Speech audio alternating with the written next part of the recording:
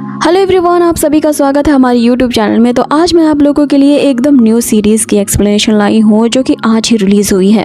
अब हमेशा की तरह ये एक ऐसे बंदे की कहानी है जिसकी कल्टीवेशन काफी ज्यादा वीक और पुअर है, लेकिन यहाँ तरंगी सा ट्विस्ट ये डाला गया है कि अगर उसे अपनी कल्टीवेशन इम्प्रूव करनी है तो उसे हर बार मरना होगा। अब ये मामला क्या है और वो ये कैसे करेगा, ये जानने के लिए आप लोगों को बिना स्किप किए हुए ये पूरी वीडियो लास्ट तक देखनी है। तो चलिए बिना देरी किए गए ही इस यूनिक से कॉन्सेप्ट वाली स्टोरी को करते हैं शुरू। अब इस तरह की सीरीज जो हमेशा की तरह ये कहते हुए शुरू की जाती है कि 1000 साल पहले तो 100 साल पहले ये हुआ था वो हुआ था, बट यहाँ हमें एक सिंपल सा सीन दिखाया जाता है जहाँ पे जंगल में कुछ लोग चल रहे होते हैं और इन बंदों में से जो सबसे ज्यादा यहाँ थका मांदा होता है वही हमारी इस सीरीज का मेन लीड है। इसका नाम लिवान है। ये सभी बंदे जीनी नामक सेक्ट के डिसाइपल हैं जिन्हें एक मिशन दिया गया है और मिशन ये होता है कि इस पूरे कॉन्टिनेंट को 2 बराबर हिस्सों में बांटा गया है, जिसके एक हिस्से को डेमन सेक्ट पाथ कहा जाता है और दूसरे हिस्से को राइटियस पाथ कहा जाता है। अब उस डेमन डायनेस्टी में टोटल 12 सेक्ट होते हैं जो कि पिछले 100 साल से अपना कहर लगातार बरसाते जा रहे हैं और इनका आतंक इतना ज्यादा बढ़ गया है। इन्हें रोकने के लिए राइटियस पाथ के जो सेक्ट्स हैं वो लगातार काम करते हैं, लेकिन पिछले कुछ सालों से ये अपना काम करने में नाकाम रहे हैं, जिसके कारण उन डेमन्स का प्रकोप काफी ज्यादा बढ़ गया है। अब आगे ये सभी जो डिसाइपल्स है वो राइटियस पाथ के साइड की तरफ से है, तो इन्हें ये मिशन दिया जाता है कि वो इस जंगल वाली एरिया में एक डेमन को हंट करें और यही करने के लिए ये सभी इसे वीरान जंगल में आए थे। लेकिन जैसा कि मैंने शुरुआत में ही बताया था कि हमारे ये जो मेन लीड लिवान है वो काफी ज्यादा वीक कल्टीवेटर है, क्योंकि इस मामूली से ठंड से बचने के लिए यहाँ शराब का सहारा लेता है। उसकी एक दोस्त है जिसका नाम आरो है जो कि यहाँ लिवान की काफी ज्यादा केयर करती है। यहाँ उसने अपना ओवरकोट लिवान को दे दिया होता है, ये कहते हुए कि हमारे सेक्ट के जो लीडर है पता नहीं उन्होंने आखिर लिवान को हमारे साथ चलने के लिए क्यों इंसिस्ट किया, जानते हुए कि ब्रदर लिवान जो है वो काफी ज्यादा सिक और वीक है। जिसपे एक दूसरी लड़की यहाँ आरो से कहती है कि हमें भी ठंड लग रही है लेकिन तुम हमारी चिंता तो नहीं कर रही हो। जिसपे आरो उनसे कहती है कि तुम पिछले कई सालों से प्रैक्टिस कर रहे हो, जिसके कारण तुम्हारी कल्टीवेशन काफी ज्यादा स्ट्रॉन्ग है और तुम्हारी कल्टीवेशन लेवल के स्ट्रॉन्ग होने के कारण ही तुम लोगों को इस ठंड का कोई असर नहीं होगा। तुम्हारे अराउंड वो नेचुरल प्रोटेक्शन बना रही है, लेकिन लिवान तुम लोगों जैसा नहीं है। फिर भी लीडर ने यहाँ लिवान को आने के लिए पता नहीं क्यों इंसिस्ट किया। अब वो बंदा जो कि इन्हें गाइड कर रहा होता है इन सबको शांत रहने को कहता है, बताता है कि यहाँ पे डिमंस कभी भी आ सकते हैं, इसीलिए डिस्ट्रैक्शन से बचे रहो। आगे आरो इस पे कहती है कि इन डिमंस का भी अजीब है, पिछले कुछ महीनों से इनके जो लगातार अटैक्स है काफी ज्यादा बढ़ते ही जा रहे हैं। जिसपे होंग बताना शुरू करता है कि कुछ महीने पहले की बात है, उनके इस कॉन्टिनेंट शेंजाओ के नॉर्थन इलाके में एक डिमोनिक टाइड आया था। ये एक अलग ही टाइप का बवंडर होता है जो कि उस डिमोनिक डायनेस्टी के द्वारा क्रिएट किया जाता है। वो डिमोनिक डायनेस्टी के जो डिमंस होते हैं वो हमला करने के लिए इसी डिमन टाइड का इस्तेमाल करते हैं। अब आगे यहाँ लिवान कंटिन्यू करते हुए बताना शुरू करता है कि हर 100 साल में इस तरह का लार्ज स्केल में एक बड़ी सी लहर आती है जिसे हम डिमन टाइड कहते हैं। ये इतना ज्यादा भयानक और खतरनाक होता है कि अब तक इसके आने के रीजंस का किसी को भी नहीं पता चला है। मैजिशियंस का ये भी कहना है कि ये जो डिमन डायनेस्टी के लोग होते हैं वे एक खास तरह का डार्क मैजिक करते हैं, जिसके कारण डिमन टाइड के चपेट में जो भी आएगा वो उस पे भी डिमंस का पोजीशंस हो जाएगा और फिर वो पूरी तरह से डिमन में ट्रांसफॉर्म हो जाएगा, जिसके कारण उसकी जो शक्तियां हैं वो 100 गुना ज्यादा इनहेंस हो जाएंगी। जिसपे होंग यहाँ पे बताता है कि लिवान ने जो कुछ भी अभी कहा है वो बिल्कुल सही है, लेकिन हम भी राइटियस पाथ की तरफ से हैं। हम अपने आखिरी दम तक उन डिमंस का सामना करते रहेंगे और किसी भी तरह से अपनी साइड को उनके कब्जे में नहीं आने देंगे। अब आगे होंग यहाँ एक खास चीज के बारे में बताता है। ये एक भविष्यवाणी है जिसके बारे में बताया जाता है कि एक बंदा ऐसा आएगा जो कि हेवन और अर्थ की पावर अपने पास पॉसेस करेगा और उसमें ऐसी अपार शक्ति होगी जो कि हमारे इस राइटियस पाथ यानी धर्म मार्ग के रास्ते को उन डिमन के प्रकोप से बचाने के साथ साथ पूरी डिमन डायनेस्टी का ही खात्मा करेगा। वो एक बहुत बड़ी भीड़ को लीड करेगा और उन डिमंस का खात्मा कर देगा, लेकिन आज तक किसी को भी नहीं पता है कि वो राइटियस मैन कहाँ है जिसके हाथे वो डेस्टिनी लगेगी और वही बंदा कहलाएगा लॉर्ड ऑफ डेस्टिनी। अब इतनी कहानी सुन करके आरो जो होती है लिवान से कहने लगती है कि ब्रदर तुम्हें डरने की कोई जरूरत नहीं है, मैं तुम्हें प्रोटेक्ट करूंगी। जिस पे लिवान उसे कहता है कि इसकी कोई जरूरत नहीं है, तुम हमारे सेक्ट में बस कुछ ही साल पहले आई हो और मुझे नहीं लगता कि तुम्हारी कल्टीवेशन लेवल इतनी होगी कि तुम मुझे प्रोटेक्ट कर सको। जिसपे आरो से कहती है कि तुम्हारे खुद की लियांग शॉट स्किल जो है वो अभी 9th लेवल पे पहुंची है और ये लेवल ना काफी ज्यादा लोएस्ट है, तो इस लेवल पे तुम अपनी प्रोटेक्शन तो कर ही नहीं सकते हो, तो मेरी प्रोटेक्शन क्या करोगे। ये सुन के तो लिवान की आंखों में आंसू आ जाते हैं, जिसपे आरू पूछने लगती है कि आखिर तुम रो क्यों रहे हो। लिवान यहाँ रोते रोते कहने लगता है कि मेरे साथ यहाँ बहुत बुरा हुआ है, मेरे बाद आने वाले जितने भी डिसाइपल्स थे वे सभी मेरे से हायर रल में कल्टिवेट कर चुके हैं, तो आखिर मैं क्यों इतनी लोएस्ट रल में अटका हुआ हूँ, जिसके कारण सभी मेरा मजाक उड़ाते और मुझे दूध पीता बच्चा समझते हैं। कि तभी अचानक से यहाँ होंग रुक जाता है और उन सबको बताता है कि हम काफी दूर निकल आए हैं, लेकिन इस जंगल में ना तो मैंने किसी चिड़िया को अब तक देखा है, ना ही किसी जानवर को। इसका मतलब है कि जरूर कुछ गड़बड़ है, वो डिमंस हमारे आसपास ही होंगे, इसीलिए सावधान हो जाओ। अब सभी लोग अपने हथियार निकाल लेते हैं और उस डिमन का सामना करने के लिए तैयार हो जाते हैं कि इतने में ही एक बहुत ही भयानक हंसी के साथ कोई इंटर करता है, जो इनसे कहने लगता है कि मुझे उम्मीद नहीं थी कि इस जंगल के इतने वीरान इलाके में मुझे इतना गरम गरम और जवान खून चखने को मिलेगा। अब आगे हमें वही डिमन टाइड का बवंडर नजर आता है, जो कि अपने साथ एक खतरनाक डिमन को लाया है। अब ये जो डिमन है उस डिमन डायनेस्टी की तरफ से उन 12 डिमन सेक्ट में से एक सेक्ट जिसका नाम फैंटम फायर सेक्ट है उससे आया है, जिसपे वो डिमन उनसे कहता है कि अच्छा हुआ कि तुम लोगों को मेरे बारे में कुछ जानकारी है, लेकिन बैड लक ये है कि तुम सभी अब मेरे चंगुल में फंस चुके हो, इसलिए यहाँ से जिंदा वापस नहीं जा सकोगे। अब उस डिमन के पास एक बर्निंग स्टोन की पावर होती है, जिसके बारे में वो कहता है कि अगर ये आग किसी को छू भी लेती है तो उसे इतनी ज्यादा तकलीफ होती है कि वो ऑन द स्पॉट ही मर जाता है। अब इधर इस डिमन ने उस फायर को उनकी तरफ फेंक दिया होता है, लेकिन वे सभी इस अटैक को डॉज कर लेते हैं और अपनी जान बचाने के लिए उस आग से बचते हुए भागने लगते हैं। लेकिन यहाँ जो लिवान होता है वो वहीं पे सुन खड़ा रह जाता है और उसके हाथ कांपने लगते हैं, जैसे कि वो भूल ही गया हो कि यहाँ भागना कैसे है। इतने में वो जो ग्रीन फायर होती है वो लिवान के पैरों से टच हो जाती है, जिसके कारण उसे आगे बढ़ पाना और भी ज्यादा मुश्किल हो रहा था। अब वो जो डिमन होता है यहाँ लिवान को जान से मारने के लिए उसी फायर को इसकी तरफ फेंकता है। तभी हमें एक सिस्टम यहाँ पे ओपन होती हुई दिखाई देती है, जो कि यहाँ पे बार बार लिवान से पूछने लगती है कि होस्ट को यहाँ पे अपनी उदारता दिखाते हुए एक ऑप्शन को चूज करना होगा, और वो सिस्टम उसे बार बार पूछ रही होती है कि क्या होस्ट यहाँ पे मरने के लिए तैयार है। अब यहाँ तो पहले लिवान इस बात को इग्नोर कर देता है और उससे कहने लगता है कि मुझे पागल समझा है क्या जो मैं यहाँ पे मरने के लिए तैयार रहूंगा। आगे वो अपने आप को बचाने के लिए उस आग से बचते हुए भागने लगता है, क्योंकि कोई भी नहीं चाहेगा इस तरह की लाइफ एंड डेथ की क्रिटिकल सिचुएशन में उदारता के साथ मरना पसंद करना। लेकिन फिर यहाँ पे लिवान को सिस्टम की आवाज सुनाई देने लगती है, जो उसे उदारता के साथ यानी जेनरसली मरने के लिए कह रही होती है। आगे वो आग इन सभी को मारने के लिए तेजी से बढ़ रही होती है। इससे पहले कि यहाँ पे आरो उस आग की चपेट में आ पाती, लिवान एक काइंड हार्टेड बंदा भी होता है, जो कि अपने दोस्त को यहाँ पे मरने नहीं दे सकता, इसीलिए वो आरो को आग के सामने से हटा देता है। लेकिन इस चक्कर में एक टहनी से फंस के गिरने के कारण वो ही उसी आग के चपेट में आ जाता है। यहाँ लिवान की पूरी बॉडी जलने लगती है और उसे यहाँ बचाना चाहती थी, लेकिन होंग जो होता है उसे अपने साथ ले जाता है कि अब कोई फायदा नहीं है, हम लिवान को नहीं बचा सकते हैं। अब आगे हम उस डिमन को देखते हैं, जो कि लिवान की मौत का तमाशा खड़ा होकर देखने लगता है। लिवान की पूरी बॉडी यहाँ आधे से ज्यादा जल चुकी होती है और वो सोचने लगता है कि उसने कितना ज्यादा कुछ अपनी लाइफ के बारे में सोचा था कि वो दुनिया का नंबर 1 मास्टर बनेगा, लेकिन उसे पता नहीं था कि आज उसकी मौत इस तरह से होगी। आगे वो अपने उन्हीं दिनों को याद करने लगता है कि वो जब एक छोटा सा लड़का हुआ करता था और जिस दिन उसने अपनी इस जीनी सेक्ट को ज्वाइन किया था, उसके मास्टर ने उसे सिखाया होता है कि अपनी कल्टीवेशन को अगर इम्प्रूव करना चाहते हैं तो तुम्हें पेशेंस के साथ प्रैक्टिस करनी होगी, तभी तुम पावरफुल बन पाओगे और डिमंस का मुकाबला कर पाओगे। क्योंकि हमारी सेक्ट का ही यही उद्देश्य है कि यहाँ पे जो भी डिसाइपल प्रैक्टिस करने के लिए आते हैं उनका बस यही कर्तव्य होता है कि वो लोगों की रक्षा करते हैं उन डिमन से। अब आगे उसी सेक्ट में वो अपनी प्रैक्टिस तो करता था, लेकिन उसकी बॉडी पे कुछ इफेक्ट नहीं होता है, इसके कारण वो बार बार यहाँ निराश हो जाया करता था और यहाँ मास्टर से कहने लगता है कि आखिर ये किस तरह की लिवान शॉट टेक्निक है। चाहे जितनी भी उस शॉट टेक्निक की वो प्रैक्टिस कर दे, उसके पल्ले कुछ पड़ता ही नहीं। इतने साल हो गए हैं सेक्ट में इस स्किल का यूज करते हुए, लेकिन आज तक उसने एक पेड़ तक नहीं काटा है। मास्टर यहाँ पे आते हैं, लिवान उनसे कहने लगता है कि वो काफी ज्यादा स्टूपिड है, वो कभी भी इस स्किल को नहीं सीख पाएगा।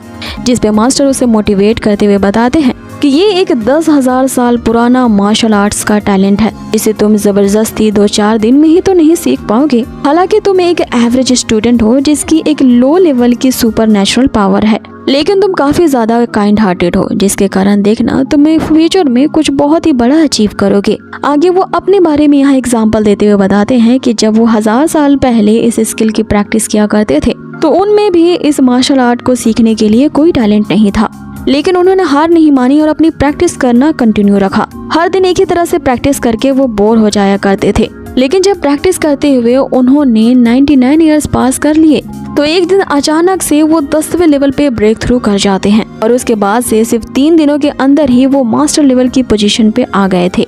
ये सुन के लीवान काफी ज्यादा मोटिवेट हो जाता है और उसी दिन से ही उसने ये डिसाइड कर लिया था चाहे उसे कितनी भी कड़ी मेहनत करनी पड़े वो अपने मास्टर की तरह जरूर हायर रिल्म को ब्रेक थ्रू करेगा। अब आगे वो अपने फ्लैशबैक से बाहर आता है, जहाँ पे हम देखते हैं कि लीवान की बॉडी अब जल चुकी थी और उसकी बॉडी के अंदर से एक ऑरा बाहर निकलती है जो कि लीवान की ही स्पिरिट होती है। लीवान ये देख करके हैरान रह जाता है कि वो अब तक जिंदा कैसे है, अब यहाँ चल क्या रहा है। वो इससे पहले कि समझ पाता कि तभी वो सिस्टम अपीयर होती है और उसे कहने लगती है कि होस्ट ने काफी साहस के साथ यहाँ पे मरना चूज किया है और इसी उदारता की मौत के कारण उससे हेवन और अर्थ की पावर ऑब्टेन की है, जिसके कारण अब ये सिस्टम ऑफिशियली लॉन्च किया जाता है। और जैसे ही ये सिस्टम यहाँ पे एक्टिवेट होती है वो लीवान को बताती है कि उसकी डेथ के बदले में लीवान को मेडिकल ट्रीटमेंट पॉइंट्स दिए गए हैं और ये रिवॉर्ड उसे 10 पॉइंट्स का दिया गया है। यहाँ लीवान सोचने लगता है कि आखिर ये सिस्टम रिवॉर्ड ये सारी चीजें चल क्या रही हैं उसके साथ। अब मेडिकल ट्रीटमेंट पॉइंट मिलने के बाद लीवान की जो बॉडी होती है वापस से रिपेयर होने लगती है और उसकी ये जो स्पिरिट होती है वो वापस से उसकी बॉडी के अंदर चली जाती है, जिसके कारण अब लीवान उठ खड़ा होता है और उसे एहसास होता है कि अरे वो तो वाकई में जिंदा है। अब यहाँ पे एपिसोड खत्म होता है और हमें अगले एपिसोड में दिखाया जाता है।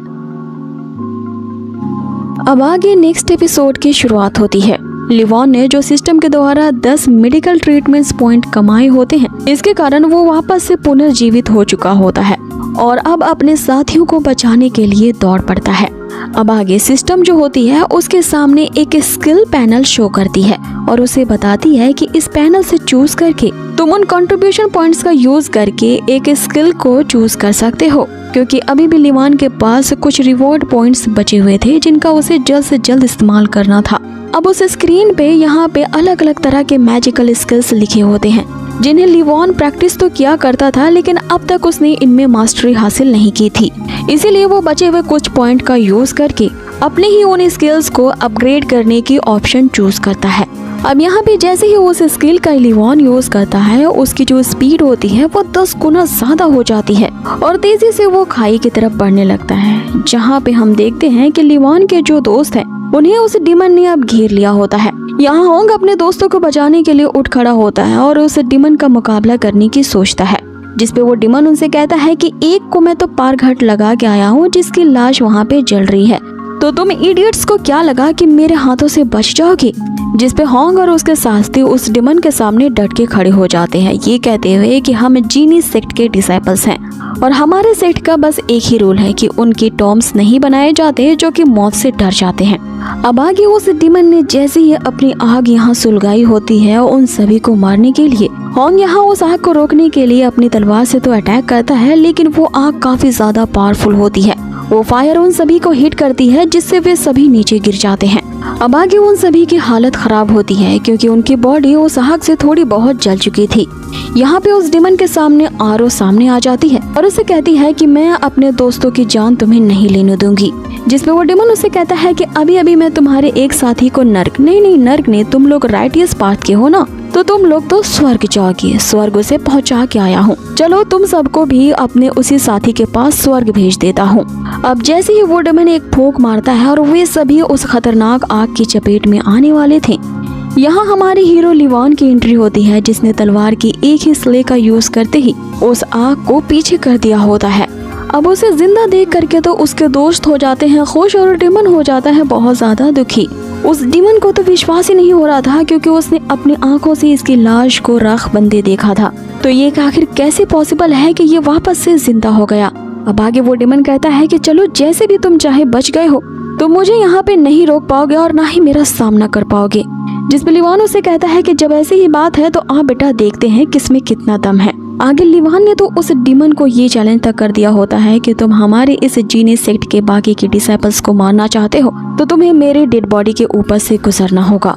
यहाँ जो लिवान होता है वो मन ही मन सोचने लगता है कि अगर उसने अपने पूरे पॉइंट्स को यूज करके शॉर्ट स्किल की ट्रेनिंग को अपग्रेड करने में लगा दिया होता तब तो वो यहाँ पे और भी बड़ी बड़ी डींगे हाँकता इस डीमन के सामने, और फिर तब मेरा सामना ये डीमन तो क्या कोई भी नहीं कर सकता। और फिर अपने दोस्तों के सामने में जो शेख ही बघारता कि तभी उसके ये सारे सपनों में पानी फिर जाता है, क्योंकि वहाँ पे सिस्टम एक्टिवेट होती है और बताती है कि अगर यहाँ पे होस्ट को अपनी कल्टीवेशन लेवल को इंक्रीज करना है तो प्लीज होस्ट को फिर से एक बार और उदारता के साथ मरना होगा। जिसपे लिवान उससे कहता है कि आखिर ये कैसे सिस्टम है, मुझे पावरफुल बनाने के लिए या हर बार मुझे मरने के लिए कहती है, और अगर मैं फिर यहाँ पे इस डीमन की मार खा करके मर गया तो फिर तो मेरे दोस्तों के सामने यहाँ मेरा पोपट बन जाएगा। अब आगे जो लिवान होता है सिस्टम से पूछने लगता है कि ये आखिर उसका कैसा पैंतरा है, जिसपे सिस्टम उसे बताती है कि यहाँ पे होस्ट की जितनी ज्यादा ट्रेजिक मौत होगी उसे तो उतने ही ज्यादा रिवॉर्ड पॉइंट्स दिए जाएंगे। अब इधर दूसरी तरफ उस डीमन ने तो अपना अटैक कर दिया होता है। जैसे ही उसके हाथों से निकलती हुई आग जो होती है यहाँ पे लिवान के शरीर को टच करती है, वो वापस से जलने लगता है। अब यहाँ लिवान की बॉडी जल रही होती है और उसे पता था कि यहाँ फिर से उसकी मौत हो जाएगी, लेकिन वो फिर भी उस डीमन के करीब पहुँच रहा होता है, जिससे डीमन उसे पूछने लगता है कि आखिर तू करना क्या चाहता है। यहाँ लिवान उससे कहता है कि हालांकि वो बहुत बड़े विद्वानों के जैसा कल्टीवेटर नहीं है, लेकिन मुझ में इतनी ज्यादा हिम्मत जरूर है कि मैं अपने दोस्तों को बचाने के लिए मौत को भी गले लगा सकता हूँ। जिसपे डीमन उसे कहता है कि जब तेरी यही इच्छा है तो चलो मैं तुम्हारी इस इच्छा को आज फुलफिल कर देता हूँ, और एक और दहकती हुई आग का अटैक वो लिवान पे करता है। अब इस फायर अटैक को यहाँ लिवान बर्दाश्त नहीं कर पाता और बूम, यहाँ पे फिर से उसकी मौत हो जाती है। जैसे ही वो फिर से एक बार मरता है उसकी स्पिरिट वापस से बाहर निकलती है। इधर दूसरी तरफ यहाँ पे उसकी बॉडी को जलता देख वो डीमन उससे कहने लगता है कि तुम जो राइटियस पाथ वाले हो वो काफी ज्यादा बेवकूफ हो, अपनी लिमिट्स को जाने बगैर आ जाते हो मुझ जैसे खतरनाक डिमंस का सामना करने के लिए, और देखो तुम्हारे इसी एरोगेंट वाले ओवर कॉन्फिडेंस ने तुम्हें फिर से राख में बदल दिया। अब इधर जैसे यहाँ लिवान की स्पिरिट अपनी आंखें खोलती है वो सिस्टम से शिकायत करने लगती है कि अब की बार जब मुझे मौत आएगी ना तो प्लीज इस पेन को मुझसे दूर रखना और दोबारा से पुनर्जीवन के टाइम पे मुझे इस बार का दर्द मत देना। अब लिवान के हाथों तो एक ऐसी सिस्टम लगी थी जो कि बार बार मरने के बाद वो पुनर्जीवित हो सकता था, जिसके कारण उसे लिटरली अमर होने की क्षमता मिल गई थी। अब आगे सिस्टम उसे कॉन्ग्रेचुलेट करती है कि होस्ट जो है वो काफी अच्छे से इनकी मौत हुई है और इस परफॉर्मेंस के कारण उन्हें रिवॉर्ड पॉइंट दिए जाते हैं, और अब की बार उसे टोटल 36 पॉइंट मिले थे। इधर दूसरी तरफ वो जो डीमन होता है वो उसके दोस्तों पर अटैक करना शुरू कर देता है। इधर लिवान के पास काफी कम टाइम बचा होता है, इसने 25 पॉइंट का यूज करके अपने लियांग शॉट टेक्निक के स्किल को ही अपग्रेड कर लिया होता है, और उस लियांग शॉट स्किल के अपग्रेड होने के कारण वो एक एडवांस लेवल के चीरी शॉट स्किल में ट्रांसफॉर्म हो जाती है। लेकिन यहाँ जो लिवान होता है वो अपनी बची कुची पॉइंट्स का यूज करके कुछ दूसरे स्किल्स को भी परचेस कर लेता है। अब इधर वो डीमन उसके दोस्तों से कह रहा होता है कि अभी अभी जो तुम्हारे इस दोस्त का हाल हुआ है तो चलो इसका साथ दो, तुम सभी की कब्रें भी नहीं बनेंगी। कि इतने में वहाँ पे फिर से तेज आंधी चलती है और हमारे हीरो की एंट्री होती है, लेकिन इस बार जो उसकी एंट्री होती है बदहवाली में होती है। उसके पूरे शरीर पे कपड़े जल चुके होते हैं और वो अधनंग अवस्था में वहाँ पे पहुँचता है, लेकिन वो डीमन उसे वापस से जिंदा देख करके उसके मुंह से बस एक ही शब्द निकलते हैं कि आखिर ये कैसे हो सकता है, तू तो अभी मर गया था, ये तो इम्पॉसिबल है कि ये बार बार मर के जिंदा कैसे हो जाता है।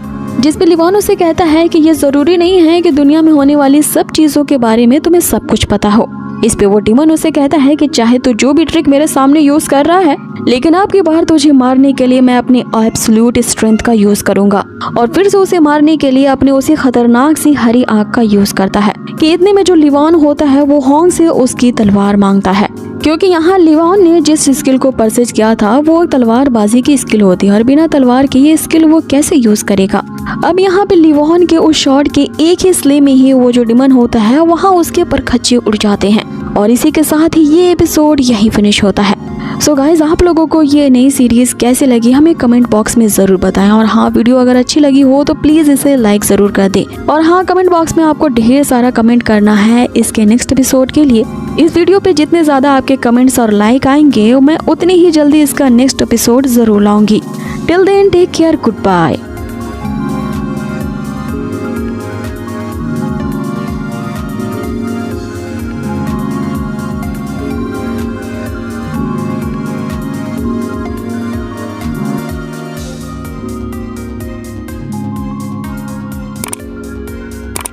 लिवान होता है उसे एक ऐसा सिस्टम हाथ लगता है जिससे वो बार बार पुनर्जीवित हो सकता है और उसे इमॉर्टैलिटी की क्षमता मिल जाती है।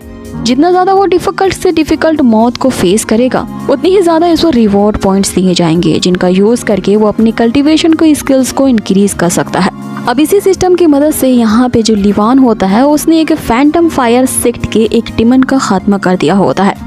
अब यहीं से ही एपिसोड की शुरुआत होती है, जहां उस डिमन का खात्मा करने के बाद यहाँ लिवान को याद आता है कि उसके शरीर पे बस नाम मात्र के ही कपड़े बचे हैं और वो आधा अधूरा नंगा है, जिसे देख के वहाँ लड़कियां शर्मा रही होती हैं। और जब फाइनली लिवान का ध्यान अपने शरीर के ऊपर जाता है, जो नहीं दिखना चाहिए वो दिख रहा है और मेरे ट्रेजर्स इस तरह से अनसीन हो गए।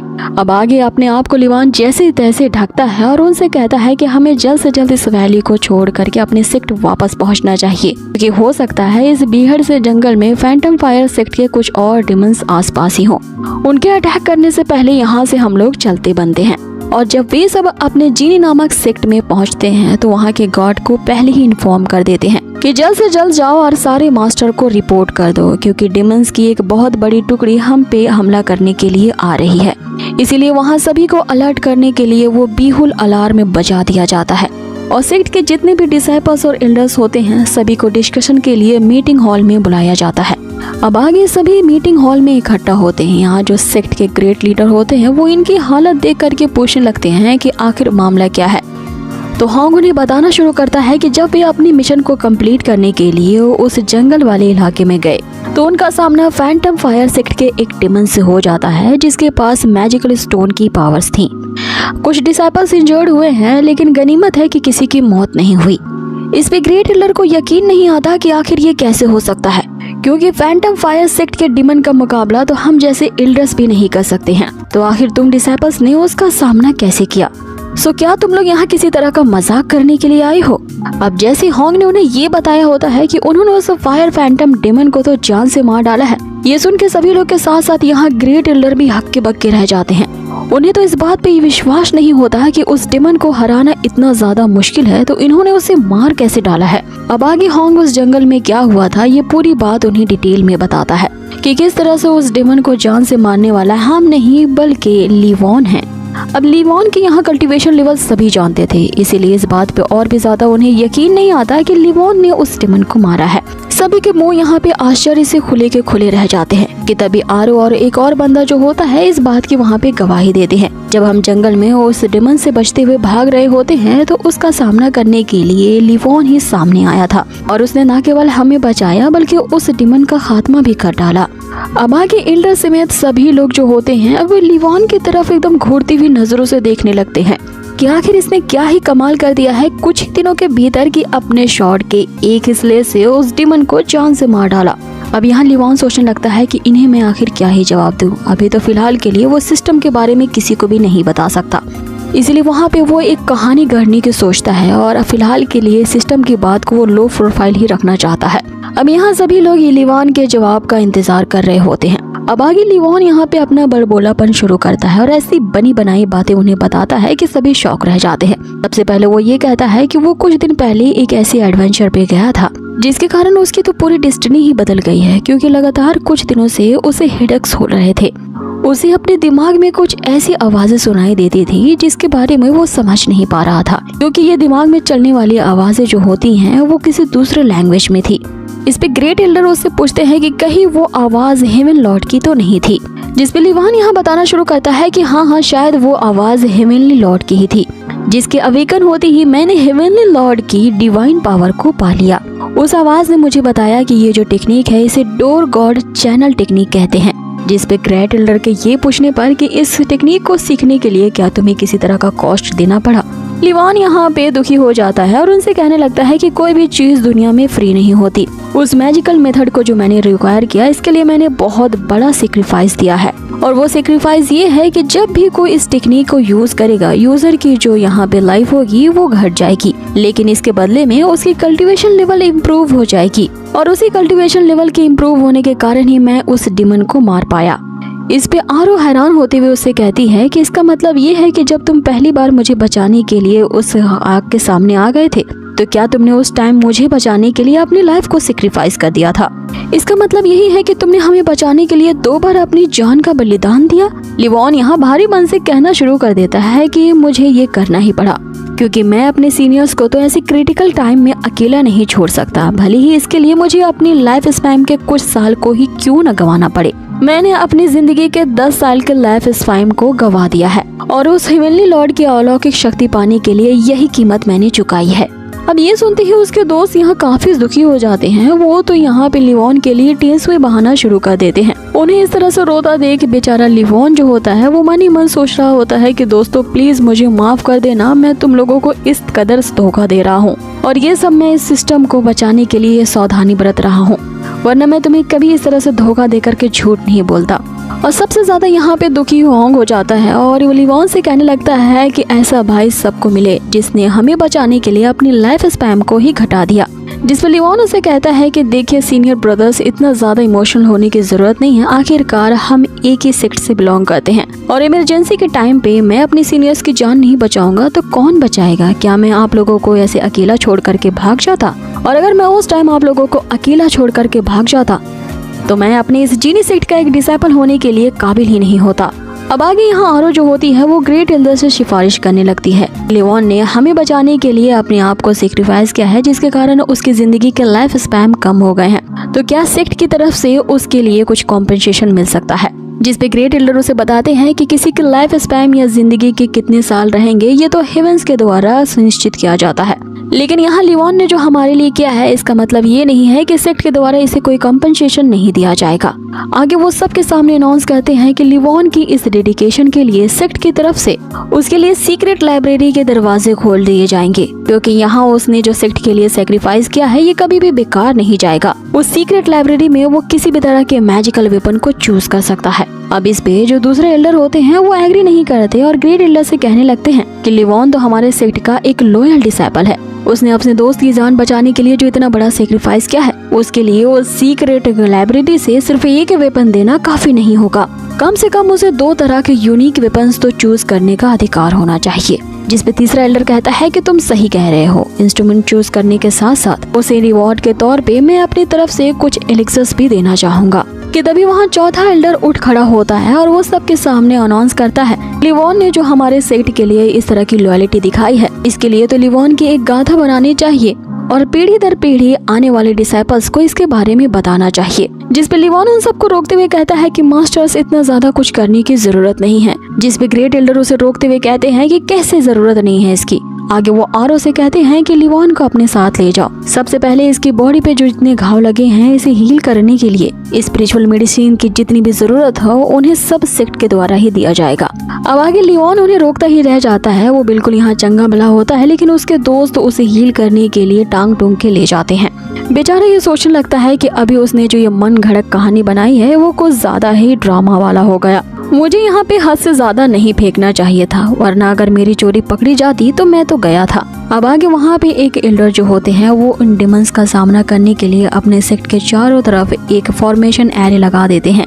ये एक सुरक्षा कवच होता है जो कि डिमन के अचानक किए गए हमले से उन्हें प्रोटेक्ट करेगा। अब इस फॉर्मेशन को देख करके सभी डिसाइपल्स वहाँ पे नारा लगाने लगते हैं कि डिमंस का खात्मा करो और लोगों की रक्षा करो।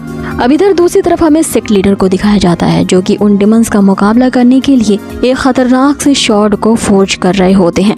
एक बड़े से हांडे में वो एक ऐसी तलवार को बना रहे होते हैं जिसके एक ही बार अटैक करने से खतरनाक तरह की गोल्डन फ्लेम रिलीज होगी, क्योंकि इस शॉर्ड को बनाने के लिए सुजुकी बर्ड की फायर स्पिरिट का यूज किया गया है। अब आगे वो जो सेक्ट लीडर होते हैं एक तरह का वहाँ पे रिचुअल परफॉर्म करने लगते हैं और इनके सेक्ट के जो पूर्वज होते हैं उनसे मदद मांग रहे होते हैं कि वो उनकी ताकत को और भी ज्यादा बढ़ा दे ताकि वो इन डिमंस को हरा सके। अब वो जो शॉर्ड होती है वो पूरी तरह से यहाँ बन चुकी थी। अब यहाँ सीन चेंज होता है और अगले सीन में हम लिवॉन को देखते हैं जिसे आज ये जो सिस्टम मिला है वो उसे समझने की कोशिश कर रहा होता है आखिर इसके द्वारा दिए गए रिवॉर्ड पॉइंट्स किस तरह से काम करते हैं। वो सिस्टम से कहता है कि अपने बारे में तुम मुझे एक्सप्लेन करो कि किस तरह से काम करते हो, लेकिन उसे पता चलता है कि सिस्टम उसे तभी बात करेगी जब लिवॉन जो होगा वो लाइफ एंड डेथ की क्रिटिकल मोमेंट पे होगा। आगे वो सोचने लगता है कि अपने जिस रिवॉर्ड पॉइंट को खर्च करके उसने एक शॉर्ट टेक्निक खरीदी है वो टेक्निक तो एक इंटेलिजेंट शॉर्ट टेक्निक है लेकिन जल्दबाजी में उसे खरीदने के लिए मैंने अपने सारे पॉइंट्स को खर्च कर दिया है। अब आगे वो यही सोच रहा होता है कि अब की बार अगर उसे रिवॉर्ड पॉइंट्स मिले तो वो सोच समझकर खर्च करेगा। कितने में ही उसके दरवाजे पे दस्तक होती है। जैसे ही लिवॉन जो होता है वो दरवाजा खोलता है तो वो अपने सामने ढेर सारी लड़कियों को खड़ा पाता है जो कि अपने हाथों में लव लेटर्स लिए हुए थी। वे सभी यहाँ लिवॉन का नाम चिल्लाने लगती हैं और कहती है कि मेरा लेटर पहले लो। अब लिवॉन तो यहाँ रातों रात काफी ज्यादा पॉपुलर हो चुका होता है, इसीलिए सारी लड़कियाँ अब उस पे मरने लगती हैं। इवन कि अपने क्रश का इजहार करने के लिए सभी एक साथ ही टूट पड़ी थी। लिवॉन को वो सारी लड़कियाँ अपने अपने लव लेटर्स थमा जाती हैं, ये कहते हुए कि वो उसे पसंद करती हैं। कि तभी वहाँ पे एंट्री होती है आरो की, जो ये सब देख करके जल भुन के राख हो जाती है, क्योंकि वो मन ही मन कहीं न कहीं लिवॉन को पसंद करती थी। आगे वो गुस्से से लिवॉन से कहती है कि ग्रेट एल्डर का मैं संदेश लाई हूँ। उन्होंने तुम्हें सीक्रेट केव में अभी क्या भी बुलाया है ताकि तुम वहाँ से एक मैजिकल वेपन को चूज कर सको। और लगता है कि अब तुम्हें मेरी जरूरत नहीं है, क्योंकि तुम यहाँ पे काफी ज्यादा पॉपुलर हो गए हो, जो दूसरों के साथ इतने ज्यादा कनेक्शंस बना रहे हो। लिवॉन यहाँ पे उसकी जलन को समझ जाता है और उससे कहता है कि यहाँ मुझे सिर्फ 24 लेटर्स ही मिले हैं और ये तो उन लड़कियों ने मुझे लेटर्स दिए हैं, मैंने किसी को भी हाँ नहीं कहा है अब तक। अब आगे आरो वहाँ से गुस्से से जाने लगती है, जिसपे लिवॉन उससे कहता है कि उन डेमंस का अटैक कभी भी हो सकता है, इसलिए तुम सावधान रहना। अब आरो ये सुन करके खुश हो जाती है कि लिवॉन को सिर्फ उसी की ही चिंता है और वो लिवॉन से ये कहते हुए कि तुम भी सावधान रहना वहाँ से चली जाती है। आगे हम लिवॉन को उसी सीक्रेट केव वाली लाइब्रेरी में देखते हैं, जहाँ पे लिवॉन के एंट्री लेते ही वहाँ के एल्डर उसे बताते हैं कि ये जो सीक्रेट प्लेस है ये हमारे जीनी सेक्ट का एक 100 साल पुरानी फाउंडेशन का बिल्डिंग है, जहाँ पे 1000 सालों से यूज किए गए इक्लिजर्स और वेपन्स यहाँ पे रखे गए हैं। तुम इन्हें टेस्ट कर सकते हो और यहाँ पे कोई भी वेपन और आर्मर को चूज कर सकते हो अपनी मर्जी के मुताबिक। अब आगे यहाँ लिवॉन की नजर एक शॉट पे जाती है, जैसे ही वो उसे उठाता है वो उसका वजन बर्दाश्त नहीं कर पाता, वो इतनी ज्यादा भारी होती है कि लिवॉन उसे वहीं छोड़ देता है। अब आगे उसे एक भाले जैसा वेपन दिखता है, जिसका जब वो यूज करता है तो वहाँ आसपास की रखी चीजों को ही तोड़ देता है, जिसपे वो एल्डर उसे डांट लगाते हैं कि तभी यहाँ लिवॉन की नजर इक्लिजस पे पड़ती है और वो सोचने लगता है कि काश कुछ ऐसे तरीका होता जिसके कारण जब जब वो पुनर्जीवित हो वो सभी के सामने वापस से नंगा खड़े होने से बच जाए, क्योंकि जब जब वो मरने के बाद वापस से जिंदा उठता है उसके बदन पे कोई कपड़े नहीं होते हैं, जिसके कारण उसे शर्मिंदगी उठानी पड़ती है। अब आगे इस परेशानी से बचने के लिए सबसे पहले एक स्टोरेज स्पेस को वो सिलेक्ट करता है, जिसमें वो अपने लिए कुछ कॉस्ट्यूम्स रख सके। इतने में यहाँ जो लिवॉन की नजर होती है वहाँ पे पड़े हुए एक कॉस्ट्यूम पे जाती है, जिस पे क्लिक करते ही इस कॉस्ट्यूम के बारे में बताया जाता है कि ये जो कॉस्ट्यूम है ये इमॉर्टल ट्री से बनाया गया है। अगर इसके टुकड़े जल जाते हैं या फट जाते हैं तो ये एक ऐसे ट्री के खाल से बना हुआ है जो कि अपने आप को वापस से रीग्रो करने के साथ साथ रिकवर भी हो जाएगा। अब ये लिवॉन की एकदम मतलब की चीज होती है, इसीलिए वो इस कॉस्ट्यूम को रख लेता है। कि इतने में ही सेक्ट में हलचल होने लगती है। सारे डिसाइपल्स के साथ साथ यहाँ एल्डर्स बाहर निकलते हैं और उन्हें पता चलता है कि उन डिमन डायनेस्टी के डिमंस ने उन पे अटैक कर दिया है और उसके एक ही अटैक से इनका जो शील्ड वाला फॉर्मेशन था वो टूट चुका है।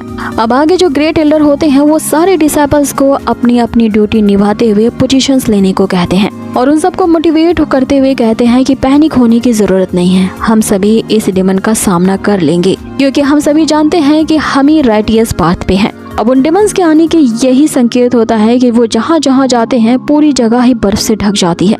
आगे जो ग्रेट एल्डर होते हैं वो उन्हें चैलेंज करते हुए सामने आने को कहते हैं। अब उस डिमन ने तो भयानक तरीके से वहाँ पे एंट्री ली होती है और उनसे कहने लगता है कि मेरे बस एक ही अटैक से तुम लोगों ने जो नाजुक सा फॉर्मेशन बनाया है वो तो टूट गया। अब ये जो डिमन होता है वो उसी फैंटम फायर सेक्ट का ही एक डिप्टी लीडर होता है, जिसको यहाँ पे भेजा गया है इस पूरे जीनियस सेक्ट पे कब्जा करने के लिए। जिस पे लिवॉन यहाँ पे हॉन्ग को बताता है कि ये जो डिमन है वो एक्चुअल में यहाँ पे नहीं है, इसकी बस स्पिरिचुअल ऑरा ही यहाँ पे दिखाई दे रही है। और सोचो अगर इसकी स्पिरिट यहाँ आते ही इतनी तबाही मचा सकती है तो अगर वो रियल में यहाँ पे आ जाएगा तो क्या होगा। इस पे जो ग्रेट एल्डर है उस डिमन से कहने लगते हैं कि तुम्हारे जैसे मॉन्स्टर्स की हिम्मत कैसे हुई अपनी स्पिरिट को यहाँ भेजने की। जिस पे वो डिमन इनसे कहता है कि इतने छोटे से काम को अंजाम देने के लिए क्या मैं खुद यहाँ पे आऊँगा। अब आगे उसका मुकाबला करने के लिए जो ग्रेट एल्डर होते हैं अपने उसी फीनिक्स बर्ड की स्पिरिट वाले शॉट को निकालते हैं। जिस टेक्निक का वो यूज कर रहे होते हैं वो जापानीज शॉट टेक्निक होती है। इस टेक्निक को देखते ही लिवॉन समझ जाता है कि ये तो उसकी टेक्निक से कई ज्यादा गुना हायर लेवल पे है अब उस डेमन ने इस शॉट के अटैक को रोकने के लिए अपने मुखौटे का ही यूज किया होता है, लेकिन उसका वो ये मुखौटा इतना ज्यादा पावरफुल होता है कि उस शॉट के अटैक को वो डॉज कर लेता है। अब उनके डिसाइपल को लग रहा होता है कि यहाँ ग्रेट एल्डर ही जीते हैं, लेकिन एल्डर तो इस अटैक से पीछे हट जाते हैं और हर्ट हो जाते हैं, जिसपे वो डेमन उनसे कहता है कि तुम सभी के सभी इडियट हो, मेरा एक छोटा सा मुखौटा भी तुम्हें इस कदर से हर्ट कर सकता है, तो सोचो अगर मैं अपनी पे आ गया तो तुम्हारा क्या हश्र करूंगा। इसीलिए मैं तुम्हें एक चांस देता हूँ, मुझसे फाइट क्यों ही करना चाहते हो, तुम सभी मारे जाओगे। अपनी जान अगर बचाना चाहते हो तो यहाँ पे आत्मसमर्पण कर दो। जैसे ही तुम सरेंडर कर दोगे, तुम्हारा ये जो जीनी सेक्ट है उसे हम हथिया लेंगे और फिर तुम सभी को भी ऐसी पावर्स मिलेंगी जो कि हम डेमंस के जैसी होंगी। अब आगे वो उनसे कहता है कि अपने इस राइटियस सेक्ट को यहीं पे छोड़ दो और हमारे डेमन डायनेस्टी को ज्वाइन कर लो, फिर देखो तुम्हें पावरफुल होने से कोई नहीं रोक सकता। जिस पे ग्रेट एल्डर उसे कहते हैं कि जब तक मैं जिंदा हूँ मेरे जीते जी तो ऐसा कभी नहीं हो सकता। अब यहाँ पे एल्डर्स के समेत सारे डिसाइपल्स जो होते हैं वो उस डिमन का मुकाबला करने के लिए तैयार हो जाते हैं। अब आगे वो डिमन उनसे कहता है कि मेरे दिए गए ऑफर को मना करते हो तो चलो इस एल्डर के साथ तुम सभी की कब्रें भी यहीं खुदेंगी, तुम सभी को मैं एक साथ ही डिस्ट्रॉय कर दूंगा।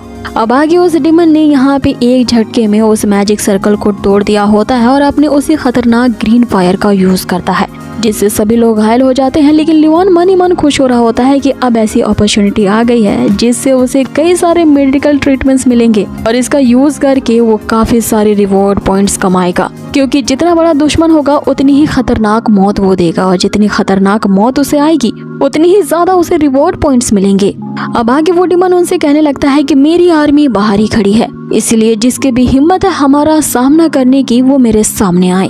अब यहाँ पे लियोन तो जैसे इसी मौके का ही इंतजार कर रहा होता है, वो डट के सीना तानते हुए वहाँ खड़ा हो जाता है और उस डिमन से कहने लगता है कि वो इस जीनियस सेक्ट का एक डिसाइपल लियोन है और चाहे तुम मुझे हजारों मौत भी क्यों ना दे दो तब पर भी मैं तुम्हारे सामने यूं ही डट के खड़ा रहूंगा और यही बात कहूंगा कि मैं तुम्हारा सामना करने के लिए तैयार हूँ।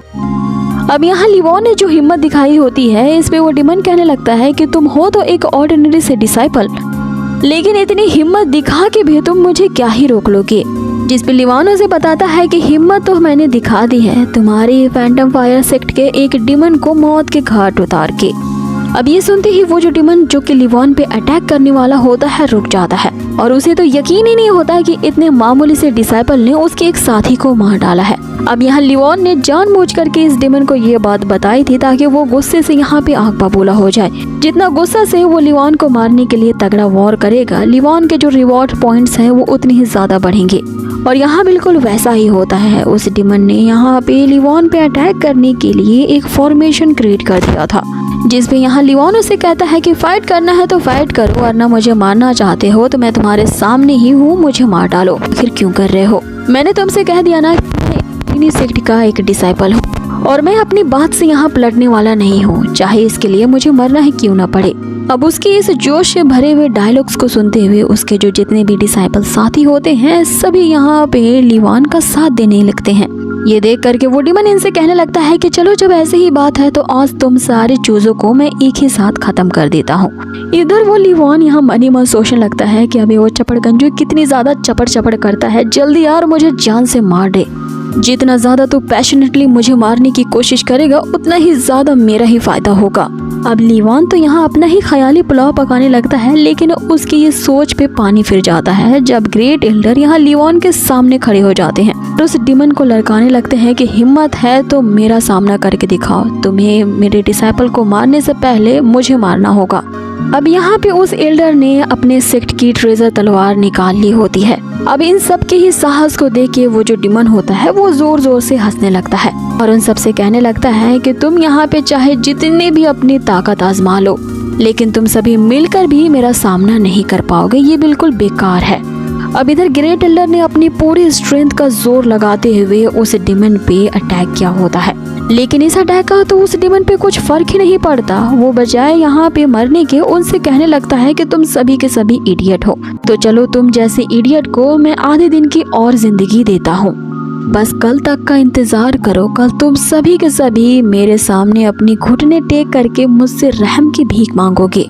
अब इतना कहते ही अचानक से वो डिमन अपनी ईवल हंसी हंसते हुए वहाँ से गायब हो जाता है। अब यहाँ सभी लोग हैरान रह जाते हैं कि आखिर इस डिमन ने कल तक का हमें टाइम क्यों दिया है, कल ये आखिर ये क्या करने वाला है। सभी लोगों को यही लगने लगता है कि ये जो फैंटम फायर सेक्ट है कल जरूर एक बहुत बड़ा मैसिव अटैक करने वाले होंगे। इधर दूसरी तरफ ग्रेट एल्डर ने अपनी पूरी स्ट्रेंथ लगा करके जो फोर्सफुली उस गोल्डन शॉट का यूज किया होता है, जिसके कारण उनकी एनर्जी अब काफी ज्यादा एग्जॉस्ट हो जाती है और उनके जो मेरिडियंस होते हैं अब काफी ज्यादा हर्ट हो चुके थे। अब उनके इस तरह से हर्ट होने की वजह लिवान खुद को ही समझने लगता है और इसके लिए लीडर से माफी मांगता है कि अगर वो इतनी ज्यादा डेयरिंग उस डिमन के सामने ना करता तो उसे बचाने के लिए यहाँ पे ग्रेट एल्डर को इस फाइट में कूदना ही ना पड़ता। अब इस पे ग्रेट एल्डर यहाँ लिवान से कहते हैं कि तुम्हें इसके लिए माफी मांगने की क्यों जरूरत नहीं है, क्योंकि उस फैंटम फायर सेक्ट का वो जो डिमन था उसकी जो कल्टीवेशन लेवल है वो मुझसे कई ज्यादा गुना हायर लेवल की है और उसके इसी सुपीरियर लेवल के कारण मैं उसके सामने नहीं टिक पाया। और वो डिमन यहाँ पे सच ही कह रहा था। इवन कि अगर हम सभी मिल करके अपनी पूरी स्ट्रेंथ का यूज करके उसे हराते तो भी उसके सामने हम लोग टिक नहीं पाते। जिसपे फर्स्ट एल्डर उनसे कहते हैं कि अभी सिचुएशन इतनी भी खराब नहीं हुई है, क्योंकि हमने अपनी सुरक्षा के लिए पहले से ही फ्लाइंग शॉट के जरिए 1 लीटर जेंग दोमेंग को पहुंचा दिया है, जिसके कारण वो जल्द ही अपनी फोर्स यहाँ पे भेज देंगे हमारी सुरक्षा करने के लिए। जिसपे ग्रेट एल्डर उनसे कहते हैं कि वो फोर्स आने में अभी भी काफी समय है और उनके यहाँ पहुँचने में काफी देर लग जाएगी, क्योंकि उन डेमंस ने हमें पहले से ही चारों तरफ से घेर लिया होगा। अब बिल्कुल होता ही ऐसा है कि उस डिमन लॉर्ड ने इनके पूरे सेक्ट को ही एक फॉरबिडन एरे से कवर कर दिया होता है। अब ये जो फॉर्मेशन होता है उन्होंने डिमन फायर एरे से बनाया होता है। ये एक तरह का मैजिकल फायर है जो कि उनकी शक्तियों को उन्होंने ब्लॉक करने के लिए लगाया है। अब ये देखिए वो जो ग्रेट एल्डर होते हैं अब अपने आप को वो दोषी मानने लगते हैं। वो कहने लगते हैं कि मेरे ही कारण आज मेरा ये जीनियस सेक्ट है और मेरे डिसाइपल्स इस तरह के खतरे में पड़ गए हैं। और उनसे कहती है कि आप अपने आप को दोषी ना माने, हम इस राइटियस पाथ के डिसाइपल्स हैं और इसे बचाने के लिए आज हमें अपनी जान भी सेक्रीफाइस करना पड़े तो हम पीछे नहीं हटेंगे। अब आरो की इस साहस को देख करके सभी डिसाइपल्स जो होते हैं वो भारी भारी से कहने लगते हैं कि इसमें मैं भी तुम्हारा साथ देने के लिए तैयार हूँ। और अपने सारे डिसाइपल्स की इस कदर की हिम्मत को देख करके वो जो ग्रेट एल्डर होते हैं वो भी काफी ज्यादा मोटिवेटेड हो जाते हैं और कहते हैं कि जब ऐसी ही बात है तो हम सभी मिलकर कल फाइट करेंगे। आने दो उस डिमन लॉर्ड को, देख लेंगे कि वो हमारा क्या उखाड़ लेगा। उसे हम ये साबित करके दिखा देंगे कि हम जीनी सेक्ट वाले जो हैं मर जाएंगे लेकिन कभी भी किसी के सामने झुकेंगे नहीं। लेकिन यहाँ बेचारा लिवान सोचने लगता है कि धत तेरे की अब उस रिवॉर्ड पॉइंट्स पाने के लिए और इंतजार करना पड़ेगा और बैठे बैठे यही सोच रहा होता है कि बस इत्तू से टाइम के लिए वो पीछे रह गया। वो डेमन तो उसे आज मारने ही वाला था और अगर वो आज ही मर जाता तो वापस से जब वो पुनर्जीवित होता तो उसकी वापस से इतनी ज्यादा पावर्स बढ़ चुकी होती जिसके बारे में किसी ने सोचा भी नहीं होगा। सब उस डिमन लॉर्ड की गलती है। अगर वो इतने गुस्से से तनतना करके भाग नहीं जाता तो शायद मुझे कुछ फायदा हो जाता। आगे वो लिवान यहाँ तक के सोचने लगता है कि मुझे भी उस डिमन लॉर्ड के साथ भाग लेना चाहिए था। शायद मैं उसका पीछा करते हुए उसके पीछे चला जाता तो इस बात से वो और भी ज्यादा गुस्सा हो जाता और फिर हो सकता है कि ऑन द स्पॉट वो मुझे वहीं मार डालता। अब यहाँ लिवान इसी तरह के ख्यालों में गुम होता है और अपने आप से ही ये सारी बातें बड़बड़ा रहा होता है कि तभी आरो वहाँ पे पहुँचती है और उसे बताती है कि मास्टर्स ने हम सभी को मीटिंग हॉल में बुलाया है ताकि वो इस मैटर पे डिस्कशन कर सके।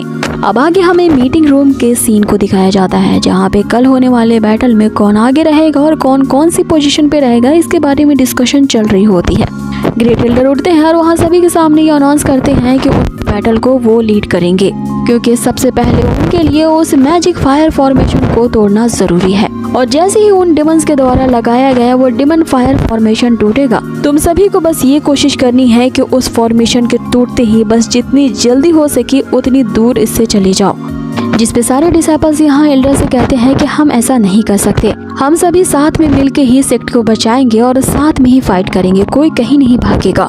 जिसपे ग्रेट एल्डर उन सबको डांट लगाते हुए कहते हैं कि मेरे फैसले पे कोई भी एतराज नहीं करेगा। मैं इस सेक्ट पे सबसे बड़ी पोजीशन पे हूँ और मेरा जो ऑर्डर है वो आखिरी ऑर्डर है, इसीलिए तुम सभी को मेरा ये इम्पीरियल ऑर्डर तो मानना ही पड़ेगा क्योंकि इस बैटल को लड़ने के लिए मैं और मेरे साथ कुछ एल्डर्स रहेंगे जो अपनी जान की बाजी लगा करके इस सेक्ट को बचाने की कोशिश करेंगे और हम नहीं चाहते कि हमारे ये जो डिसाइपल्स हैं वो बेकार में ही अपनी जानें यहाँ पे सैक्रिफाइस करें। इसीलिए तुम लोगों को जैसे ही फॉर्मेशन टूटे यहाँ से भागना होगा।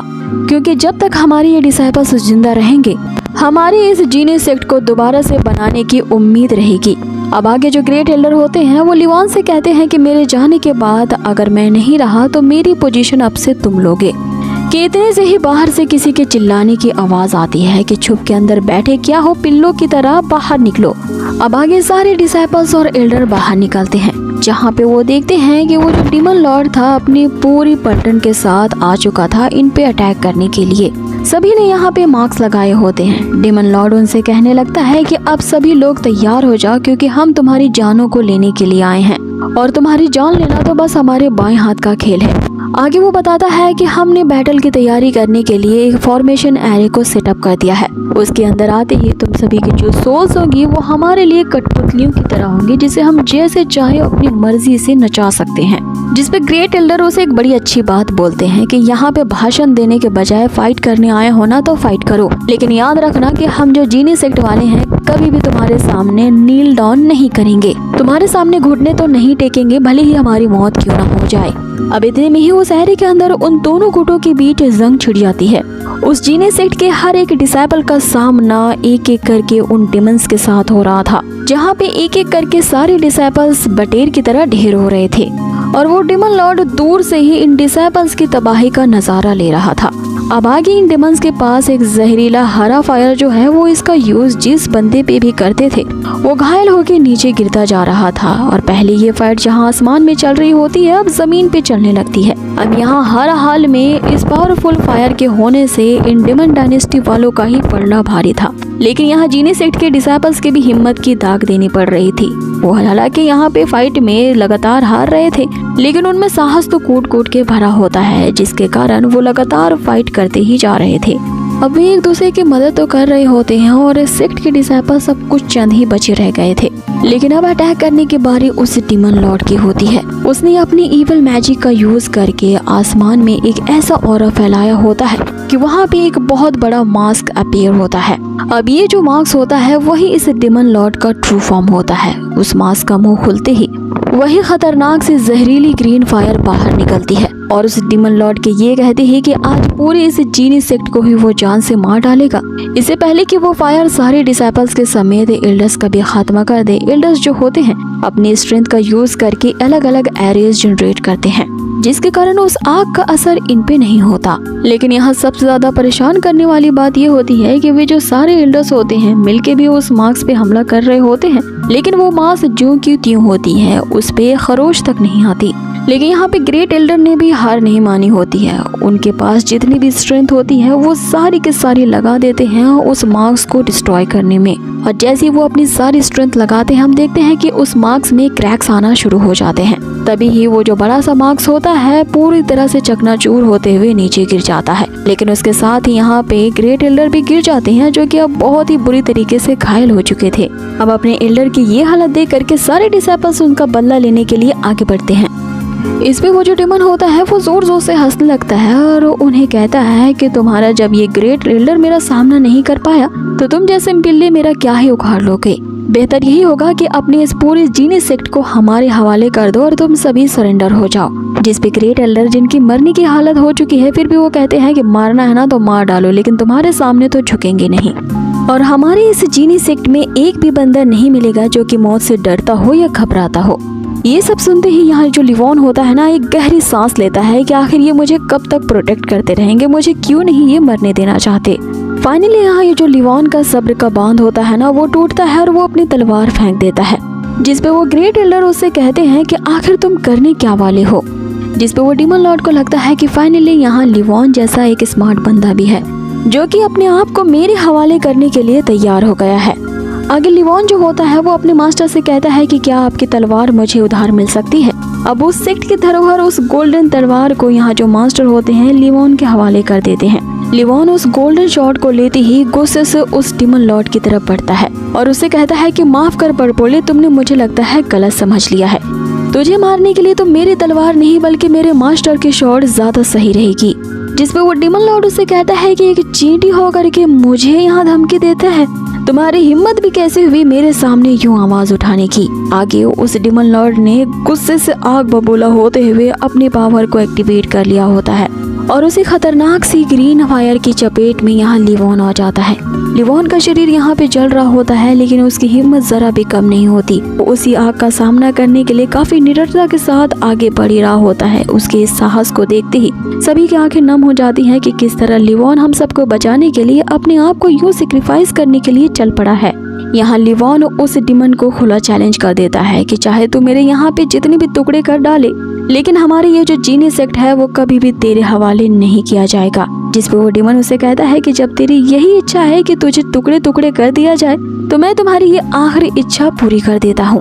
आगे उसने लिवॉन पे अटैक करने के लिए अपने उसे खतरनाक से मार्क्स को वापस से रीजनरेट कर लिया होता है। उस मार्क से वही खतरनाक किस्म की वो फायर निकलती है जो कि सीधा लिवॉन पे अटैक करने के लिए आगे बढ़ती है। लिवॉन ने भी इस अटैक का जवाब देने के लिए अपनी तलवार से वार किया होता है, जिसके कारण इन दोनों की पावर्स एक दूसरे से टकरा करके नलिफाई हो जाती हैं। लेकिन उस मार्क से निकली हुई फायर इतनी दूर तक जाती है कि वो यहाँ लिवॉन के शरीर को जला डालती है, जिसके कारण वही उसके ऑन द स्पॉट ही मृत्यु हो जाती है। जैसा कि उसके मरते ही यहाँ पे उसकी सिस्टम जो होती है वापस से उसे होस्ट को कांग्रेचुलेट करती है, क्योंकि अब लिवॉन के शरीर से उसकी आत्मा बाहर आ चुकी थी और यहाँ पे अब की बार लिवॉन ने एक ऑनरेबल मौत को पाया था।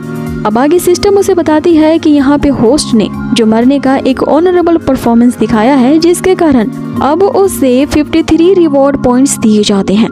तुरंत यहाँ सिस्टम लिवॉन के सामने एक स्क्रीन दिखाती है। लिवॉन यहाँ ये तय कर लेता है कि अब के बार वो इस रिवॉर्ड पॉइंट्स का काफी सोच समझ करके इस्तेमाल करेगा।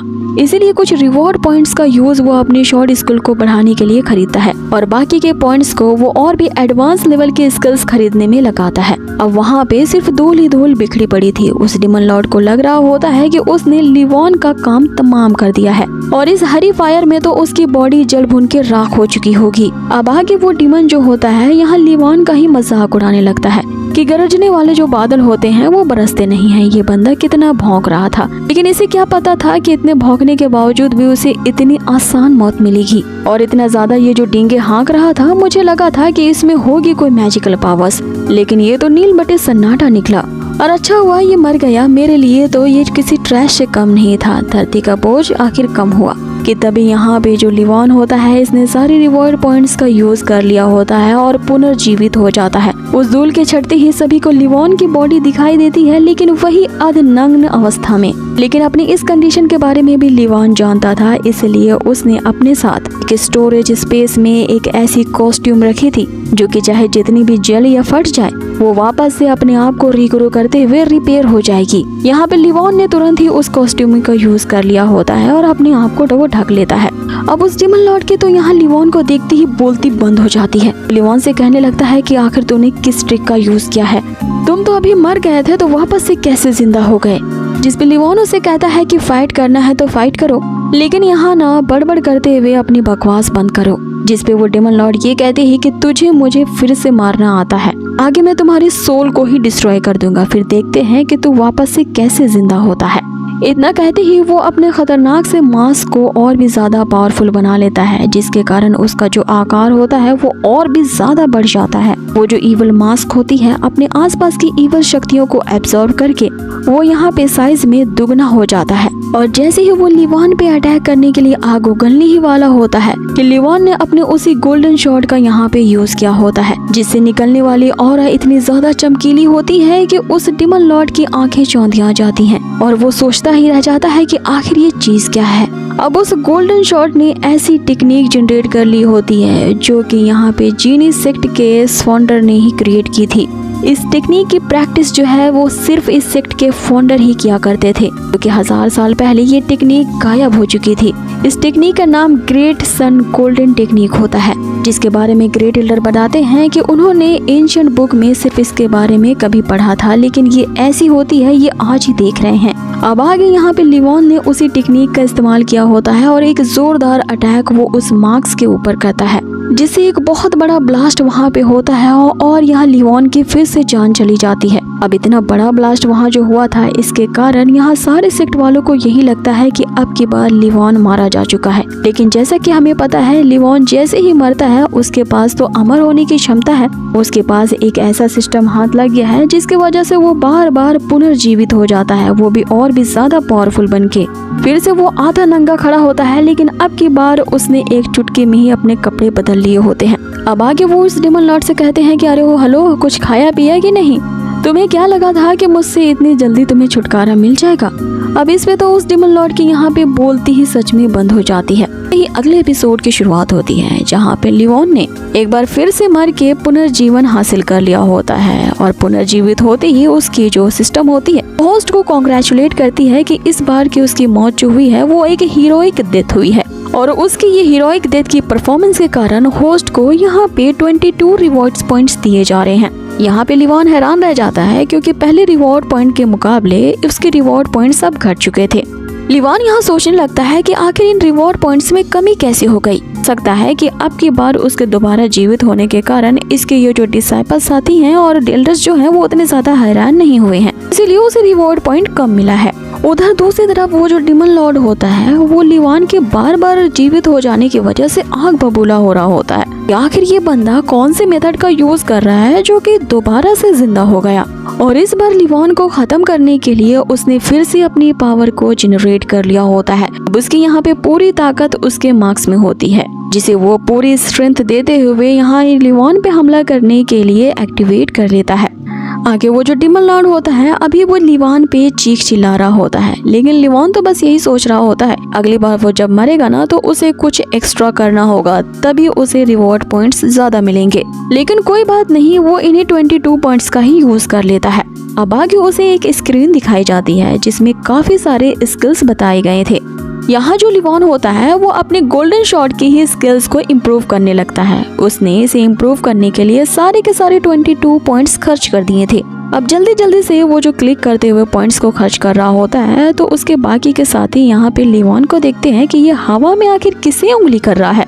यहाँ हॉन्ग जो होता है वो आरो से कहने लगता है कि आखिर ये लिवॉन कर क्या रहा है। ये तो ऐसा करके उस डेमन लॉर्ड को और भी ज्यादा भड़का रहा है, क्योंकि वो डेमन लॉर्ड जो होता है वो यहाँ लिवॉन से बातें कर रहा होता है कि अरे ओ आखिर तू कर क्या रहा है, मैं तुझसे बातें कर रहा हूँ और तुम्हारी हिम्मत कैसे हुई मुझे यहाँ इग्नोर करने की।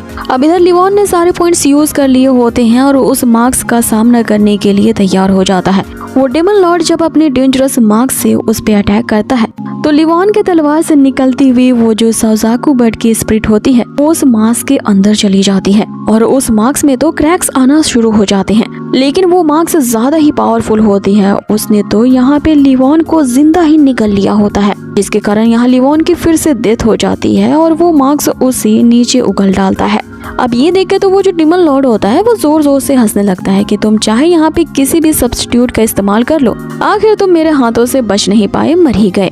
इधर आरो और हॉन्ग भी सोचने लगते हैं कि इस बार तो लिवॉन का बचना नामुमकिन है, लेकिन वो मार्क्स वहाँ पे फिर से ब्लास्ट हो जाता है और यहाँ पे जो लिवॉन होता है वो वापस से पुनर्जीवित हो जाता है। लेकिन अब की बार वो अधनंग अवस्था में नहीं होता है, उसने जिंदा होते ही 1 सेकंड के भीतर ही अपने ड्रेस को पहन लिया होता है। ये देख के वो जो डेमन लॉर्ड होता है फिर से खींचने लगता है कि आखिर ये चल क्या रहा है, ये बंदा आखिर मरता क्यों नहीं है। इसमें यहाँ लिवॉन के सिस्टम उसे बताती है कि इस बार जो होस्ट है उनकी जो डेथ हुई है वो हीरोइक डेथ हुई है। अब यहाँ हीरोइक डेथ और जेनरसली डेथ ये सारे इस सिस्टम के लेवल्स हैं। अब यहाँ लिवॉन ने हीरोइक डेथ के लेवल को पास किया था, इसीलिए उसकी परफॉर्मेंस के कारण सिस्टम उसे अब की बार 20 पॉइंट्स का रिवॉर्ड देती है। लिवॉन यहाँ सोचने लगता है कि अरे ये क्या हो रहा है, उसके रिवॉर्ड पॉइंट्स लगातार घटते कैसे जा रहे हैं। वो यहाँ डिसाइड कर ही रहा होता है कि इस पॉइंट्स को बढ़ाने का कोई ना कोई तरीका सोचना होगा, लेकिन उससे पहले यहाँ पे एक ड्रामा करके उसे मरना होगा। इसलिए अब की बार उसे जितने भी 20 पॉइंट्स मिले होते हैं इनका यूज करके वो अपने शॉट को ग्रेट सन गोल्डन लेवल पे ले जाता है, जो कि उस शॉट की स्किल टेक्निक जो है वो 57% तक पहुँच जाती है। अब यहाँ पे वो जो डेमन लॉर्ड होता है वो लिवॉन को बहलाने फुसलाने लगता है, से कहता है कि अगर तुम अपना ये जो सीक्रेट है पुनर्जीवित होने वाला मुझे दे देते हो तो मैं तुम्हें यहाँ पे जिंदा छोड़ दूंगा। जिस पे लिवान उसे कहता है कि तुम मुझे जिंदा क्या छोड़ेगा, मैं तो मर ही नहीं सकता, इसीलिए तुम्हारा ये जो ऑफर है वो उतना ज्यादा अच्छा नहीं है, मैं इसे ठुकराता हूँ। अब आगे वो अपनी अगली मौत के लिए यहाँ पे नाटक करना शुरू कर देता है कि जितना ज्यादा वो यहाँ पे ड्रामा करेगा उतनी ही ज्यादा रिवॉर्ड पॉइंट्स मिलेंगे। इसीलिए वो यहाँ एक लंबी चौड़ी डायलॉग्स बोलने लगता है कि तुम सभी एक इवल डूअर्स हो और तुम्हारे सामने हमारी ये जो सेक्ट है वो कभी नहीं झुकेगा वगैरह वगैरह। तुम चाहे मेरे जितने भी टुकड़े कर दो, मैं कभी भी हार नहीं मानूंगा, अपने सब साथियों को मैं अपनी जान दे करके यहाँ बचाऊंगा। अब उसकी इतने ज्यादा इमोशनल भाषण से उसके जो साथी होते हैं वो इस बात को काफी ज्यादा दिल पे ले लेते हैं और वो ये सोचने लगते हैं कि आखिर ये लिवान क्या चीज है। इस तरह का बंदा तो 1000 सालों में एक बार पैदा होता है। उसने अपने सेक्ट को और उसके डिसाइपल्स को बचाने के लिए यहाँ पे अपनी जान को सेक्रीफाइस करने के लिए यूँ आगे बढ़ गया है। लेकिन उनमें भी अब यहाँ पे गैरत जागती है और वो सभी बारी बारी से कहने लगते हैं कि हम तुम्हें अकेले नहीं मरने देंगे ब्रदर लिवान, हम तुम्हारे साथ है इस जंग में। पहले तो यहाँ शुरुआत होंग करता है, फिर उसके पीछे पीछे जितने भी सारे डिसाइपल्स बचे होते हैं बारी बारी से यहाँ पे वो लिवान का साथ देने के लिए उसके आगे बढ़ गए थे। पीछे से आरो भी आती है इसमें शामिल होने के लिए और वो लिवान से ये कहते हुए कि मैं तुम्हें प्रोटेक्ट करूंगी वो भी आगे चली जाती है। लेकिन उन सबको अपनी तरफ आता देख वो जो डिमन लॉर्ड होता है उनसे कहता है कि तुम चींटियां अब मेरा क्या ही सामना करोगे, क्योंकि उस डिमन लॉर्ड ने इन पे ऐसा हमला किया होता है कि वो एक ही सेकंड में सारे के सारे वहीं पे ढेर हो जाते हैं। और अब वो अपना पूरा कंसंट्रेट उस लिवान पे लगाने लगता है कि बच्चे मैंने लगता है कि तुम्हें कुछ ज्यादा ही अंडर एस्टिमेट कर लिया है, इसीलिए अब तुम्हें जान से मारने के लिए मुझे कुछ और पैंतरे इस्तेमाल करने पड़ेंगे। अब उसने तो कहा होता है कि यहाँ वो नया तरीका आजमाएगा, लेकिन वापस से वही घिसा पिटा तरीका आजमाता है। अपनी काली शक्तियों को वो चारों तरफ से इकट्ठा करते हुए उसी मार्क्स को रीजनरेट करता है। लेकिन अब की बार उस मार्क्स से निकलने वाली ऑरा इतनी ज्यादा तेज होती है, वहाँ पे खड़े सारे डिसाइपल्स के जो वेपन्स होते हैं वो अपने आप ही पिघल के गिर जाते हैं। अब आगे वो डिमन लॉर्ड यहाँ लिवान से कहता है कि अब की बार तू नहीं बच सकता, क्योंकि मेरे इस पावरफुल अटैक से तुम्हारी रूह तक ही मिट जाएगी। यहाँ लिवान सोचने लगता है कि अब आए ना ऊंट पहाड़ के नीचे, वो जितनी ज्यादा पावर लगा के मुझे मारने की कोशिश करेगा, मेरी जो डेथ होगी वो हीरोइक लेवल से अपर लेवल तक जा पहुंचेगी। अब इतना सोचते ही लिवान उसके तरफ आगे बढ़ने लगता है। यहाँ पे उसके दोस्त जो होते हैं वो लिवान को आगे जाने से रोक रहे होते हैं, तुम इसका अकेले सामना नहीं कर पाओगे। लेकिन लिवान ने ये कहते हुए कि देखते हैं कि कौन किसे हर्ट करता है, उसने अपनी तलवार चला दी होती है और जैसे ही वो उस मार्क्स पे अटैक करता है एक बहुत बड़ा ही ब्लास्ट वहाँ पे होता है। लेकिन हर बार की तरह वही होता है, उस मार्क्स को तो कुछ नहीं होता है, लेकिन लिवान के यहाँ पे डेथ हो जाती है क्योंकि वो वैसा ही करना चाहता था। जैसे ही उसकी बॉडी से उसकी यहाँ स्पिरिट बाहर निकलती है, वो ये देखती है कि आरो उसके लिए रो रही है और यही ड्रामा तो वो चाहता था। जितना लोग उसके लिए दुखी होंगे और जितना ड्रामेटिक तरीके से वो यहाँ पे मरेगा, रिवॉर्ड पॉइंट्स उतने ही ज्यादा बढ़ेंगे। अब यहाँ पे सिस्टम लिवान को इन्फॉर्म करता है कि इस बार की जो होस्ट की डेथ हुई है वो एक जेनरसली डेथ हुई है, जिसकी परफॉर्मेंस के कारण उसे यहाँ पे 70 रिवॉर्ड पॉइंट्स दिए जाते हैं। अब ये जो 70 पॉइंट होता है ये तो अब तक का सबसे ज्यादा हाईएस्ट स्कोर होता है। लिवान तो यहाँ पे काफी खुश हो जाता है और सोचने लगता है कि अब वो इन पॉइंट्स का क्या यूज करे, कौन से स्किल्स वो खरीदेगा। और उसने अपने आधे पॉइंट्स को उस गोल्डन शॉट के स्किल के अपग्रेडेशन के लिए लगा दिए होते हैं, जिसपे सिस्टम उसे बताती है कि वो जो शॉर्ट स्किल है अब 99% तक इनहेंस हो चुकी है। ये इसकी लास्ट लिमिट है, इससे ज्यादा स्किल्स को बढ़ाया ही नहीं जा सकता और बाकी के पॉइंट्स को वो दूसरे स्किल्स को इंक्रीज करने के लिए यूज कर लेता है। अब इधर वो जब ये कर रहा होता है तो यहाँ जो लिवान की स्पिरिट होती है वो अभी भी उसकी बॉडी के बाहर ही होती है। इस पे उस डिमन लॉर्ड को लगता है कि फाइनली इस बंदे का काम तमाम हुआ, इसने लगता है कि मुझे हल्के में ले रखा था। लेकिन यहाँ 4 बार मरने के बाद ये लड़का ऐसे जिंदा क्यों हो गया, ये वियर्ड है। इसके बारे में वो बाद में पता करेगा कि आखिर इसके पास टेक्निक क्या थी। अब वो डिमन ये सोच रहा होता है कि उसके इस रहस्यमय तरीके के बारे में कैसे पता लगाया जाए। लिवान वहाँ पुनर्जीवित खड़ा हो जाता है। ये देख करके अब उस डिमन लॉर्ड की तो पूरी तरह से हट जाती है कि ये तो चीटिंग है, ये तो चीटिंग है, तुम यहाँ पे बार कैसे जिंदा हो सकते हो।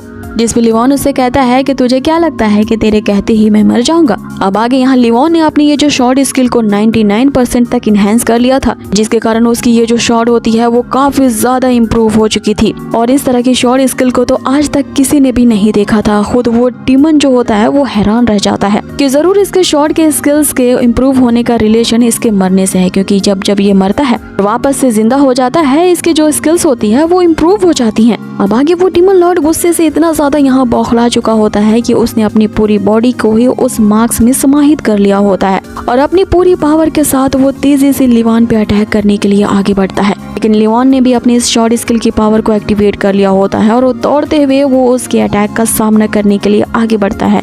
अब इन दोनों की पावर से जैसे ही एक दूसरे से टकराती है, हम देखते हैं कि वो मार्क्स 1 सेकंड में ही डिस्ट्रॉय हो जाता है। और रही बात उस डीमन लॉर्ड की बॉडी की, तो उस शॉट से निकलने वाली जो फायर्स बॉल होती हैं वो लगातार उस डीमन लॉर्ड की बॉडी को हिट करने लगते हैं, जिससे उसके अंधाधुन वहाँ पे पिटाई चल रही होती है और देखते ही देखते उसका जो शरीर होता है वो राख में कन्वर्ट होते हुए गायब हो जाता है। अब लिवान की इस शॉर्ट स्किल को देख करके और उसकी इस पावर को देख करके बाकी लोग यहाँ पे हक्के बक्के रह जाते हैं। लेकिन लिवान के ये कहते ही कि अभी भी उसके शॉर्ट स्किल की पावर जो है वो काफी स्लो है, इसकी शुरुआत होती है। अब उसके सारे दोस्त ये देख करके हैरान रह जाते हैं कि आखिर लिवान जो कि इतने कम लेवल का कल्टीवेटर है, आखिर इसने तो कमाल ही कर दिया, डीमन लॉर्ड को इसने जान से मार डाला है। अब सभी उसके लिए चीयर करने लगते हैं। लड़कियां तो उससे कुछ ज्यादा ही इम्प्रेस हो चुकी थी, लेकिन लिवान यही सोच रहा होता है कि अगर वो यहाँ पे गिर जाता तो इस हीरोइक फॉल डाउन के कारण उसके सैक्रिफाइस पॉइंट्स में और भी ज्यादा बढ़ोतरी हो जाती।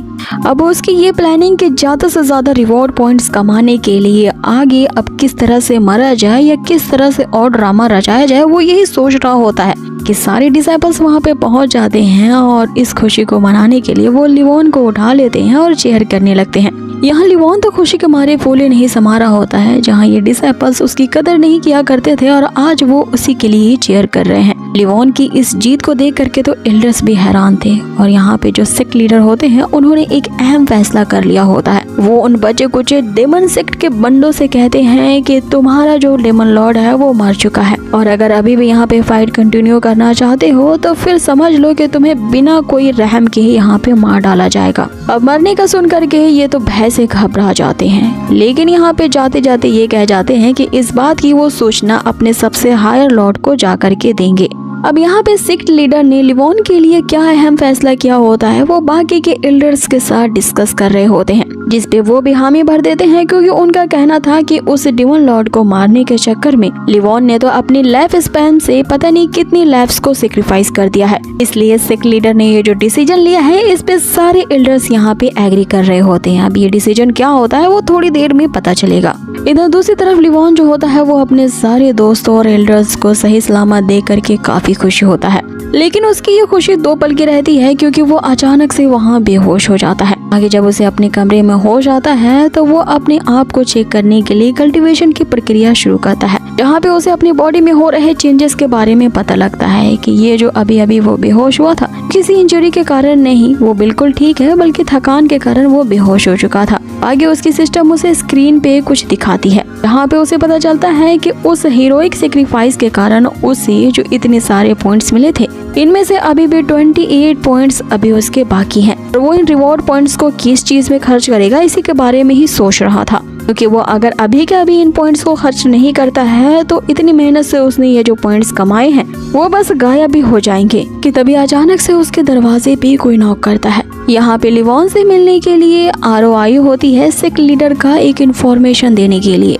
वो उसे कहती है कि सेक्ट लीडर ने अभी के अभी तुम्हें सेक्ट हॉल में बुलाया है, सभी लोग तुम्हारा वहाँ पे बेसब्री से इंतजार कर रहे हैं क्योंकि तुम्हारे लिए सेक्ट लीडर ने एक बहुत बड़ा डिसीजन लिया है जिसका वो तुम्हारे साथ डिस्कस करना चाहते हैं। अब आगे जैसे ही लिवान उस हॉल में पहुँचता है वहाँ पे तो सारे लोग इकट्ठा होते हैं और सारे बस सीरियस वे में घूर ही रहे होते हैं लिवान को। उसे लग रहा होता है कि न जाने उसे यहाँ पे क्या रिवॉर्ड दिया जाएगा, लेकिन उसके आते ही जो सेक्ट लीडर होते हैं वो लिवान पे चिल्लाने लगते हैं, इस तरह से खड़े क्या हो, मेरे सामने नील डाउन हो जाओ। जिस पे लिवान डर जाता है और उनसे पूछने लगता है कि आखिर मैंने क्या गलती की है जो आप मुझे नील डाउन होने का कह रहे हैं। जिस पे सारे एल्डर्स उस पे चिल्लाते हुए एक साथ कहते हैं कि हमने कहा ना यहाँ पे नील डाउन हो जाओ। बेचारा लिवान वहाँ तुरंत ही घुटनों के बल बैठ जाता है। अब आगे जो सेक्ट लीडर होते हैं वो अपनी स्पीच शुरू करते हैं। इस बार वो जो फैंटम फायर सेक्ट ने जो हम लोगों पे अटैक किया था वो अटैक काफी ज्यादा हम पे भारी पड़ा, लेकिन सिर्फ लिवान की ही स्ट्रेंथ के कारण हम उस अटैक से बच गए। लिवान ने तो अकेले ही उस डीमन लॉर्ड का खात्मा भी कर डाला और हमारे इस क्लैन को एक बहुत ही बड़े खतरे से बचाया है। और आज जो कुछ हमारे सेक्ट में हुआ है ये सभी ने अपनी आंखों से देखा है। इसीलिए क्या किसी को लिवॉन की स्ट्रेंथ पे कोई शक है? अब किसी को इस पे तो ऑब्जेक्शन नहीं होती, इसलिए सारे डिसाइपल यहाँ पे एक साथ हामी में अपना सर झुकाते हैं। अब आगे यहाँ सिख लीडर फिर से कहना शुरू करते हैं कि लिवॉन ने जो आज बहुत ही बड़ा सेक्रीफाइस किया है अपने लाइफ स्पैम के एक लाइफ को दे करके, और हमारे इस जीनी सेक्ट को बचाने के लिए उसने इतना बड़ा जो अपनी लाइफ स्पैम का सेक्रीफाइस किया है बिना कोई हेजिटेशन के, इसके लिए लिवॉन को तो यहाँ पे एक बहुत ही बड़ा रिवॉर्ड मिलना चाहिए। उसने तो इतनी जनरस तरीके से अपनी मौत को यहाँ पे एक्सेप्ट किया है, तो इसके इस हीरोइक सेक्रीफाइस के कारण उसे श्योरली ऐसा रिवॉर्ड दिया जाएगा जिससे उसके कल्टीवेशन में और भी ज्यादा इंक्रीज आएगा। तो क्या यहाँ लिवॉन के रिवॉर्ड दिए जाने के कारण किसी को कोई ऑब्जेक्शन है? जिसपे सारे डिसाइपल्स एक ही साथ कहते हैं कि हमें कोई ऑब्जेक्शन नहीं है। अब आगे यहाँ पे जो सेक्ट लीडर होते हैं एक बहुत ही बड़ा बॉम्ब फोड़ते हैं वहाँ पे, ये ऐलान करते हुए कि जब ऐसे ही बात है तो आज के बाद से मैं इस जीनी सेक्ट का ये जो सेक्ट लीडर का पद है इसे खुद त्यागता हूँ, और हमारे इस जीनी सेक्ट का जो अगला सेक्ट लीडर होगा उसे मैं लिवॉन को बनाता हूँ, क्योंकि लिवॉन ने अपनी स्ट्रेंथ को दिखा करके ये साबित कर दिया है कि वो ही हमारे इस जीनी सेक्ट का अगला लीडर बनेगा और इसे सक्सीड करेगा। अब ये सुनकर के यहाँ सारे डिसाइपल्स हैरान रह जाते हैं कि ये तो बहुत बड़ी अनाउंसमेंट है। सेक्ट लीडर तो यहाँ अपनी पोजीशन को ही छोड़ रहे हैं और यहाँ पे लिवॉन को अगला सेक्ट लीडर बना रहे हैं। अब वहाँ सारे डिसाइपल्स में आपस में खुसुर फुसुर चालू हो जाती है। सबसे ज्यादा हैरान यहाँ लिवॉन ही रहता है। सेक्ट लीडर से इस पोजीशन के लिए आग्रह करने लगता है कि मेरा जो कल्टीवेशन लेवल है वो काफी ज्यादा लो है मास्टर, इसीलिए मैं इस इतने बड़े सेक्ट की जिम्मेदारी एज अ सेक्ट लीडर नहीं उठा पाऊंगा और ना ही इस सेक्ट का मैं लीडर बनने के लिए क्वालिफाइड हूँ। जिस पे सेक्ट लीडर उसे कहते हैं कि अब हमारे इस सेक्ट की पूरी लेगेसी तुम्हारे हाथ में है। मैंने बाकी के एल्डर से पहले ही इसके बारे में डिस्कशन कर लिया है। वे सभी भी यही चाहते हैं कि तुम्हें ही अगला सेक्ट लीडर बनाया जाए, क्योंकि आज जो डिमन लॉर्ड ने हम पर हमला किया था उसे रोकने के कारण मुझे काफी ज्यादा इंजरीज हो चुकी हैं और मेरी इन इंजरीज को ठीक होने में आधे साल से भी ज्यादा का समय लगेगा। इसीलिए मैं यहाँ के सेक्ट लीडर की पोजीशन को छोड़ रहा हूँ और इस फैसले पे पहुँचा हूँ कि जब तुमने हमारे इस सेक्ट के लिए अपनी लाइफ को सेक्रीफाइस करने से तुम पीछे नहीं रहे, तो हमारे सेक्ट को आगे सक्सीड करने के लिए तुमसे अच्छा बंदा कोई नहीं है। मुझे तो अपने आप पे ही शर्म आती है कि उस हमले पे मैंने तुम्हारा साथ नहीं दिया और सेक्ट लीडर होने के बावजूद भी इंजर्ड होकर के मैं किनारे पड़ा रहा, और अपनी इस नाकामी पे मुझे अफसोस है। इसलिए मैं आगे सेक्ट लीडर बनना कंटिन्यू नहीं कर सकता, और अगर तुम हमारे इस जीनी सेक्ट के अगले सक्सेसर नहीं बनोगे तो तुम्हारे अलावा कोई भी ऐसा कैंडिडेट नहीं है जो हमारे इस सेक्ट लीडर के पोजीशन को संभाल सके। यहाँ पे लीडर के इस भाषण पे सभी लोग यहाँ पे एग्री करते हैं, लेकिन यहाँ लिवॉन फिर भी नहीं मान रहा होता है। इस पे सेक्ट लीडर उसे कहते हैं कि मैं अभी भी इस जीनी सेक्ट का एक सेक्ट लीडर हूँ और तुम इस सेक्ट के डिसाइपल होने के नाते तुम्हारा ये कर्तव्य है कि तुम मेरे सारे ऑर्डर्स को फॉलो करोगे। इसलिए मैं अब ऑर्डर देता हूँ कि अब से तुम ही इस सेक्ट के सेक्ट लीडर हो। अब आगे सेक्ट लीडर का बैज वो वॉनियन की तरफ दिखाते हैं और इस यंगर जनरेशन को सेक्ट लीडर की पोजीशन पास ऑन कर देते हैं। अब इससे पहले ना चाहते हुए भी यहाँ लिवॉन इतनी बड़ी सेक्ट की जिम्मेदारी को संभाल पाता। वहाँ चारों ओर हलचल मचने लगती है। कोई सेक्ट के बाहर खड़ा होता है जो कि एकदम भयानक आवाज में उन्हें ललकार रहा होता है। उनसे कह रहा होता है कि आखिर तुम्हारी हिम्मत कैसे हुई मेरे फायर फैंटम सेक्ट को चैलेंज करने की? तुमने मेरे एक बहुत ही खास डिमन को मार डाला है, इसका खामियाजा तुम्हें भुगतना होगा। अंदर क्या दुबक के बैठे हो? हिम्मत है तो बाहर आओ। सारे एल्डर्स के साथ साथ डिसाइपल्स भी बाहर निकलते हैं और वे सभी ही अपने पावर का यूज करके एक तगड़े फॉर्मेशन को क्रिएट करते हैं, इससे फिलहाल के लिए वो इस अटैक से बच पाएं। अब ये जो अटैक होता है दूसरी पार्टी की तरफ से वो काफी ज्यादा तगड़ा होता है। पिछले बार के मुकाबले में अब भी और ज्यादा बंदे आए थे यहाँ पे अटैक करने के लिए। अब उस फैंटम फायर सेक्ट के सबसे बड़े विलेन के यहाँ पे एंट्री होती है जो कि उनका बहुत बड़ा सेक्ट लीडर है। इसे देख करके यहाँ जीनी सेक्ट के जो लीडर होते हैं वो कह रहे होते हैं कि मुझे पता था कि तुम लोग कभी ना कभी जरूर आओगे, लेकिन फैंटम फायर सेक्ट का जो सेक्ट लीडर है इतना ज्यादा बेसब्रा होगा कि वो कुछ ही घंटों में वापस यहाँ पे आ जाएगा, ये तो हमने नहीं सोचा था। अब ये जो सेक्ट लीडर होता है वो पर्पल फायर डिमन लॉर्ड होता है। इसके पास ग्रीन नहीं बल्कि पर्पल फायर की ताकत होती है जो कि ग्रीन वाले से कई और ज्यादा गुना घातक है। आगे वो पर्पल फायर डिमन लॉर्ड उन सभी से कहता है कि आज मैं तुम सभी को ही एक ही जगह पे गाड़ डालूंगा, क्योंकि तुम सभी ने ऐसी हिम्मत की हमारे सेक्ट को चैलेंज करने की। आज तुम सबकी बॉडी के साथ साथ तुम्हारे अंदर की सोल्स को भी मैं जला करके राख कर दूंगा। यहाँ पे एक ऐसी आग में लगाऊंगा जिससे जीनी सेक्ट के एक डिसाइपल तो क्या, यहाँ पे एक कीड़े का भी बच पाना नामुमकिन होगा। अब ऐसा कहते ही वो उन सभी पे एक ही बार में एक घातक अटैक करता है। इस अटैक का प्रेशर इतना ज्यादा होता है कि सारे डिसाइपल्स के साथ जो एल्डर्स होते हैं वो इस दबाव को नहीं झेल पाते। उनका तो यहाँ पे हिल पाना भी काफी मुश्किल हो रहा था, तो वो इस एक्सट्रीम प्रेशर को आखिर क्या ही बर्दाश्त कर पाते। लेकिन यहाँ हमारे हीरो लिवॉन के तो कुछ और ही बात है। वो अपनी तलवार को अपेयर करता है और उस डिमन लॉर्ड के सामने तन के खड़ा हो जाता है और उससे कहता है कि अब मरने की बारी तुम्हारी है। लेकिन अब ये इतना भी ज्यादा आसान नहीं होने वाला है, क्योंकि अब की बार ये जो पर्पल डिमन लॉर्ड है उसने इन सबको एक साथ मारने के लिए अपने पर्पल फायर का यूज किया होता है। अब ये जो इसकी बैंगनी आग होती है वो काफी ज्यादा खतरनाक होती है। इससे पहले कि ये आग की चपेट में सारा सेक्ट और उसके सारे डिसाइपल्स आ जाते और मारे जाते, इस अटैक को कोई रोक लेता है और ये एक बहुत ही सुंदर लड़की होती है। अब इसके आ जाने से सभी लोग यहाँ पे राहत की सांस लेते हैं, क्योंकि जीनी सेक्ट के एल्डर्स ने यहाँ पे अपने सेक्ट को बचाने के लिए जिस रीइंफोर्समेंट्स मंगवाने की वो बात कर रहे होते हैं वो उनकी मदद करने के लिए अब आ चुके थे। ये जो इन्फॉर्मेंट्स वाले होते हैं ये शॉर्ट सेक्ट के होते हैं, और ये जो शॉर्ट सेक्ट है वो राइटियस पाथ पे आने वाले उन 5 मेजर सेक्ट्स में से एक है। और इन 5 मेजर सेक्ट को मिला करके ही राइटियस अलायंस बनती है और यही धर्म मार्ग पे चलते हैं और डेमन सेक्ट के ईवल हरकतों से सभी को बचाते हैं उन्हें मारकर। इस पे जो डेमन लॉर्ड होता है वो उस लड़की से कहने लगता है कि कौन हमारा मुकाबला करने के लिए सामने आया है और तुम्हारा हिम्मत कैसे हुई मेरे इस अटैक को रोकने के लिए, आखिर तुम हो कौन। जिस पे लड़की निडरता से यहाँ पे अपना परिचय देती है कि वो एक मिंगशान सॉर्ड सेक्ट की एक डिसाइपल जाओ यूलो है। अब ये जाओ यूलो काफी ज्यादा फेमस बंदी है। इसका नाम सुनते ही सारे डिसाइपल्स काफी ज्यादा एक्साइटेड हो जाते हैं, क्योंकि ये काफी ज्यादा फेमस है और जाओ यूलो खुद उन्हें बचाने के लिए यहाँ पे आई थी, इसीलिए वो काफी ज्यादा अब निश्चिंत होते हैं कि अब तो सिस्टर यूलो यहाँ पे खुद आ चुकी हैं, तो अब इस डिमन सेक्ट वालों की तो बैंड बजा देंगी। इस पे वो जो डिमन लॉर्ड होता है वो उस जाओ यूलो से कहने लगता है कि तुम्हारा नाम चाहे जो भी हो, लेकिन तुम्हारी हिम्मत कैसे हुई मेरे इतने अच्छे इरादे पे पानी फेरने की।